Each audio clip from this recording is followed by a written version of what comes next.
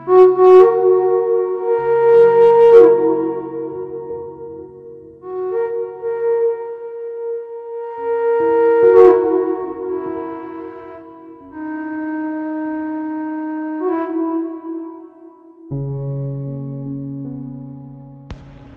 जय श्री राधे सभी को।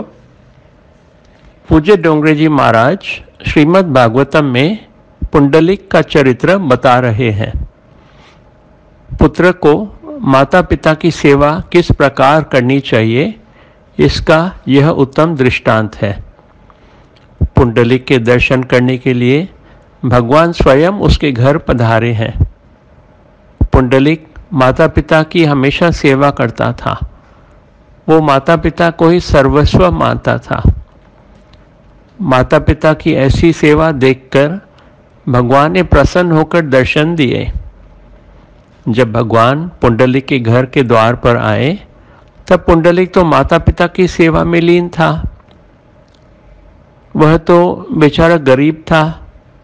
उसकी एक छोटी सी कुटिया थी, अंदर बैठने के लिए स्थान नहीं था। भगवान बाहर ही खड़े खड़े पुंडलिक की प्रतीक्षा करने लगे। कितने कृपालु हैं हमारे प्रभु, करुणामयी है। माता पिता की सेवा में व्यस्त पुंडलिक ने भगवान से कहा, माता पिता की सेवा के फल स्वरूप आप मुझे मिले हैं, इसलिए मुझे उनकी सेवा पहले करनी है। और उसने एक ईंट भगवान को दी और कहा, मैं जब तक माता पिता की सेवा पूरी ना करूं तब तक आप इसी पर खड़े रहिए। भगवान साक्षात प्रकट हुए, फिर भी पुंडलिक ने माता पिता की सेवा का कार्य अधूरा न छोड़ा। भगवान ईंट पर खड़े रहे। इसी ईंट के कारण इस अवतार का नाम पड़ा विठोबा। खड़े खड़े भगवान जब थक गए तो उन्होंने एक हाथ अपनी कमर पर रख लिया।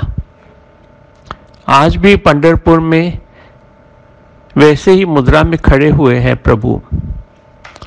कमर पर हाथ रखकर वे कहना चाहते हैं कि जो मेरा आसरा लेना चाहता है उसे ज़्यादा संसार में अपने आप को नहीं डुबाना चाहिए, बस कमर तक ही संसार हो।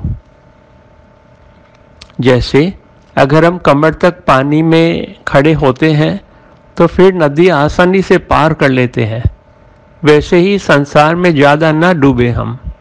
अगर हम संसार में बहुत ज़्यादा रिश्ता जोड़ते हैं, ज़्यादा गहराई में जाते हैं, तो फिर हम संसार सागर में डूब सकते हैं और फिर भगवान से विमुख हो जाएंगे। जय जय श्री राधे।